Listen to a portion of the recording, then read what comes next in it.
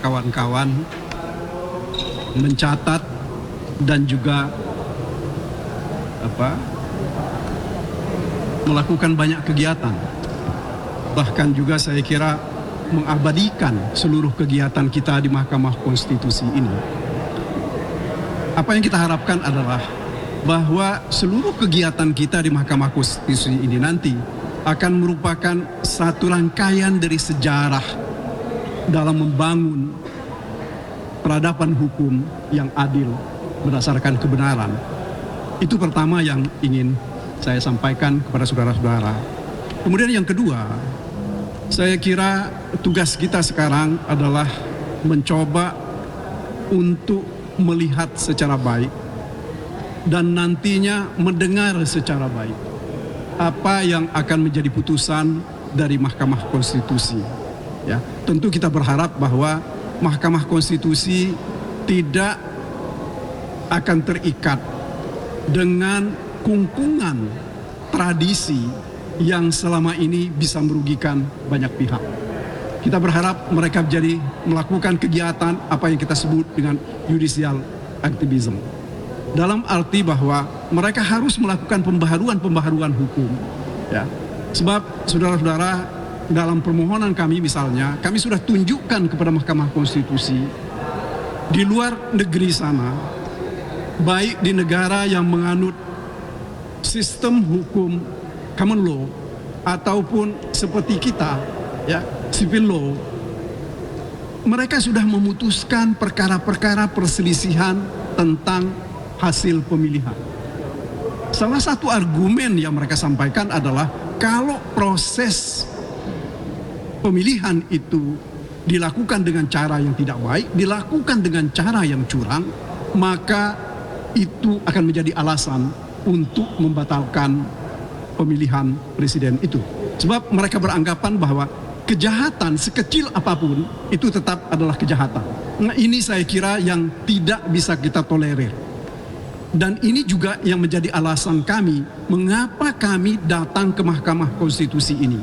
Kita ingin mengingatkan kepada bangsa ini, tidak boleh kita mentolerir keburukan. Apalagi kalau keburukan itu dilakukan untuk mempertahankan kepentingan satu keluarga atau satu kelompok, terlebih lagi kalau untuk membangun dinasti baru. Ya. Sebab saya kira sejak kita merdeka, dinasti itu tidak boleh dibangun kecuali untuk kerajaan-kerajaan. Kita, saya kira terutama sejak 1998, demokrasi sudah dikembangkan secara baik dan ini berkembang. Akan tetapi nampaknya sekarang di akhir ini hampir ke tahun ke-25 dari proses sejak reformasi itu, ini mau ditutup, ya, mau diabaikan untuk kepentingan keluarga dalam jangka pendek. Itu persoalan kita. Saudara-saudara, saya cuma sedikit akan menyampaikan apa yang saya dengar, ya, dari pernyataan-pernyataan menteri, 4 orang menteri dari pagi tadi dan juga dari DKPP. Satu hal yang saya kira cukup jelas dalam nalar kita, mereka mengemukakan ada pembagian bansos yang dilakukan oleh presiden, ya, dan itu di luar yang merupakan program dari Kementerian Sosial. Bahkan Ibu Menteri Sosial tadi mengatakan bahwa tidak ada keterlibatan beliau atau keterkaitan beliau sebagai Menteri Sosial terhadap pembagian bansos atau apapun namanya yang dilakukan oleh presiden secara langsung. Apalagi pembagian yang dilakukan oleh presiden itu tidak didasarkan pada program yang sudah ditetapkan oleh APBN dalam programnya menteri. Tetapi ini berdasarkan satu Kepres 125 tahun 2022 yang, ya, Kepres itu dibikin sendiri oleh presiden. Yang kita nggak tahu argumen awalnya ini untuk apa. Meskipun di dalam pelaksanaannya dikatakan itu adalah untuk mengatasi El Nino. Ya. El Nino itu kan sudah, kalau seperti ahli-ahli yang sudah kami hadirkan kemarin, November tahun lalu itu sudah selesai. Mungkin kalaupun ada keterlambatan hasil panen, tidak perlu dilakukan setiap bulan, pembayaran terhadap bansos terkait dengan El Nino ini. Kemudian saudara-saudara, khusus terhadap bansos, dalam praktek yang terjadi selama ini dan sesuai dengan aturan yang ada, bahwa itu dilakukan oleh Kementerian Sosial dalam waktu setiap 3 bulan. Ya. Tidak seperti yang terjadi sekarang, itu dilakukan setiap bulan, sejak bulan Oktober, November, Desember, Januari, dan Februari. Apa maknanya ini bagi kita? Bagi kita yang berakal sehat, mestinya kita katakan bahwa ini mencederai akal sehat kita kalau dikatakan ini tidak ada hubungannya dengan proses pilpres dan pemilihan-pemilihan yang lain. Saudara-saudara, saya kira ada satu hal lagi yang saya kira yang patut kita catat, bahwa ada penyimpangan berdasarkan Perpres 125 itu, di mana tidak ada keterlibatan Kementerian Sosial di dalam hal pembagiannya. Ini apa maknanya? Tentu kita nalar sehat kita akan mengatakan bahwa Ibu Menteri ini tidak ingin dilibatkan, ya, karena ini barangkali bisa saja argumentasinya atau paling tidak asumsi saya bahwa kalau Ibu Menteri ini tahu dan terlibat, berarti bansos itu juga mesti dibagi untuk kepentingan partainya Ibu Menteri atau siapa yang didukung oleh Ibu Menteri. Nah, sementara sekarang kalau dari kemarin saksi-saksi kami mengatakan bahwa di Jawa Tengah itu ada 7 kali atau 10 kali Presiden membagi-bagi bansos. Bahkan kalau saudara-saudara saya ingat betul, ada tulisan yang mengatakan bahwa selesai bagi-bagi bansos itu Bapak Presiden minum kelapa muda, ya, di Magelang bersama dengan Cawapres. Begitu juga Pak Menteri, 2 orang menteri yang mengatakan bahwa bansos ini adalah dari Bapak Presiden. Ini kan personifikasi bansos yang tidak seharusnya dilakukan. Karena bagaimanapun juga itu kan aset milik negara. Itu milik kita, kita bayar pajak. Ya, dari pembayaran pajak kita itu diberikan. Jadi saya kira itu yang bisa saya sampaikan. Satu hal lagi, Bang Mulya, mungkin ya, kita berharap bahwa ya mari kita berdoa bersama-sama nanti di dalam hati kita. Mudah-mudahan Tuhan membuka pintu hati para hakim, mereka dijauhkan dari rasa takut. Misalnya ada ancaman-ancaman dari pihak-pihak tertentu yang akan menjadikan perkara atau mereka akan diperkarakan. Karena selama ini kita dengar dan kita tahu cukup banyak orang yang disandra dengan perkara, ya, sehingga berpihak kepada pihak tertentu. Saya kira begitu dari saya. Terima kasih atas perhatiannya. Assalamualaikum warahmatullahi wabarakatuh. Teruskan Bang Mulya. Saudara-saudara, nanti ada Saudara Henry juga, mungkin Saudara Yanwar, ya. Saya hanya ingin menambahkan hal-hal yang sudah dijelaskan tadi oleh Saudara Magdir Ismail. Tentu kita berterima kasih untuk semua presentasi yang diberikan oleh keempat menteri. Menteri Erlangga, Menteri Menko, ya, Erlangga, Menko PMK, kemudian juga Menteri Keuangan Sri Mulyani, dan juga Menteri Sosial Risma.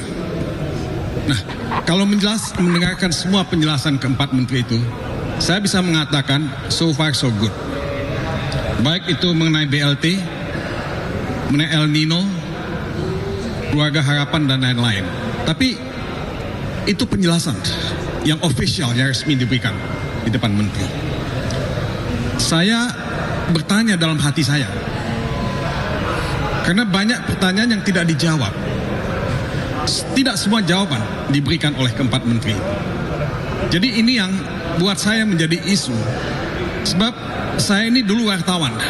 Ketika saya datang ke Jakarta, saya diajari oleh almarhum Mokhtar Lubis yang mengatakan, jangan hanya membaca apa yang ditulis, bacalah apa yang tidak ditulis. Kalau dalam bahasa Inggrisnya dikatakan, don't read, ya, what is printed, read what is between the lines.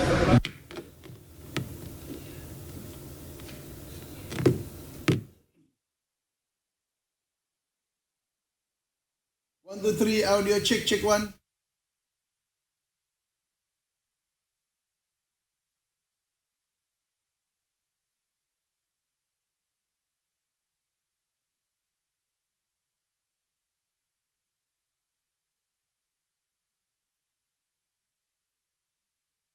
hindarkan. Jadi semua program bansos itu semua jalan seperti yang direncanakan. Tapi kan kita tidak segampang itu untuk,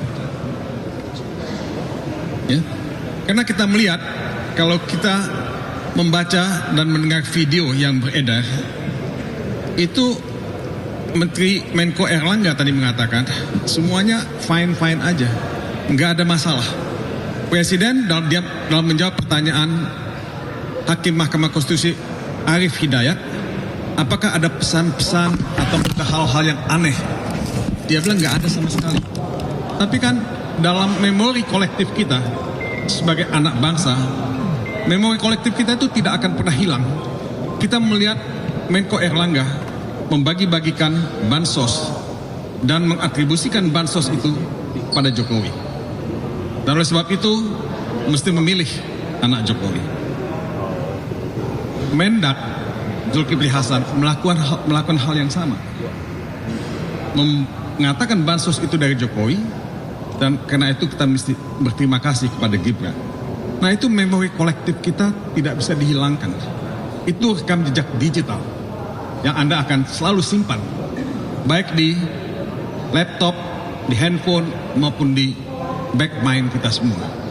Jadi saudara-saudara, ini nggak akan pernah selesai. Penjelasan ini tentu membantu, tapi juga tidak membantu, karena tetap menyisakan banyak pertanyaan di hati kita. Jadi saudara-saudara, saya hanya ingin menjelaskan itu, karena buat saya politisasi bansos itu tidak selesai. Itu tetap ada dan harus dijelaskan secara tuntas, dan kita mesti melakukan perbaikan supaya tahun-tahun yang akan datang politisasi bansos itu tidak terjadi lagi seperti sekarang ini. Jadi saudara-saudara, ya, tinggal sekarang kita menunggu putusan MK yang akan dibuat tanggal 22 April yang akan datang. Apakah putusan MK itu akan membuat demokrasi, konstitusi, dan supremasi hukum ditegakkan? Apakah kejujuran, keadilan, pemilihan umum yang langsung, umum, bebas, rahasia, jujur, dan adil itu akan dihormati? Apakah kedaulatan rakyat akan dihormati? Ini yang kita tunggu dari MK. Saya tahu bahwa MK pasti mendapat tekanan, langsung atau tidak langsung. MK tidak hidup dalam ruang isolasi. Tapi saya ingin memelihara optimisme. Saya ingin kita percaya bahwa sikap negarawan, sikap